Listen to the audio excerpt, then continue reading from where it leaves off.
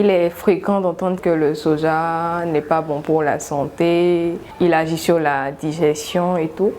Mais je vais dire que le soja, il n'est pas conseillé pour la santé quand il n'est pas très bien transformé.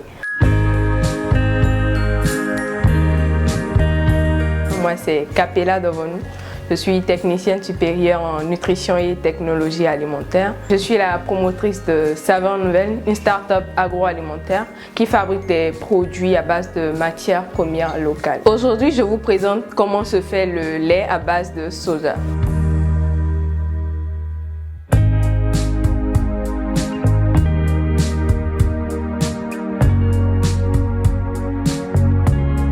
Pour fabriquer le lait de soja, nous allons peser les graines. On va commencer le tri du soja.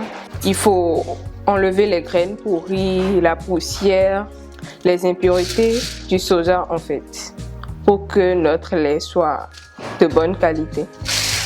Passer l'étape du tri, il faut passer au lavage et au trempage du soja.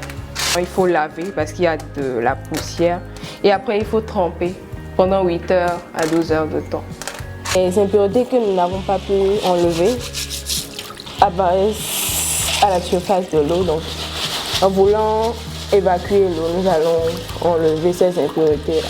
Après le lavage, nous avons procédé au trempage de soja. Après le trempage, nous avons fait un concassage, ce qui va faciliter le dépelliculage des graines de soja. Il faudra ajouter de l'eau, enlever ces pellicules-là. Donc, le dépelliculage va faciliter une meilleure digestion des produits à base du soja. Et vous avez remarqué la mousse. Lorsqu'on faisait le lavage, c'est les saponines qui sont aussi des facteurs antinutritionnels. Et lorsque nous réalisons bien ces opérations de pelliculage, lavage, ça permet de réduire énormément les facteurs antinutritionnels de soja et qui rend le soja propre à la consommation. Après avoir lavé nos graines dépelliculées, nous allons moudre ces graines-là et avoir une pâte molle. À cette pâte molle, il sera ajouté de l'eau pour extraire le lait de soja. Pour 1 kg de graines de soja utilisées, il vous faut 6 à 7 litres d'eau pour faire le lait de soja.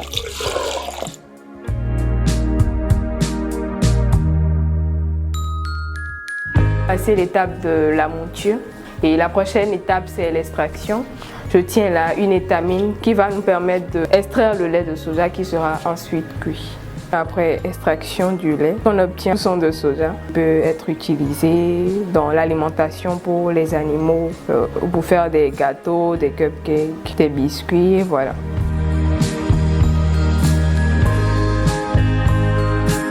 La dernière étape, c'est la cuisson de notre lait de soja brut. Nous allons cuire le lait pendant 30 à 45 minutes selon la quantité.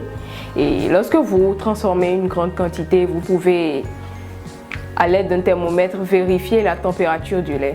Dès que le lait atteint 100 degrés, vous laissez bouillir pendant 20 minutes. Après la cuisson, vous pourrez y ajouter du sucre, du miel, selon vos goûts en fait. Vous pouvez ajouter des feuilles de citronnelle ou de la menthe ou de la mélisse. Il est reconnu que pour faire du yaourt, on utilise du lait de vache, du lait de chèvre, en tout cas du lait d'origine animale. Mais mon yaourt, il est un peu spécial puisque je le fais à base de lait de soja.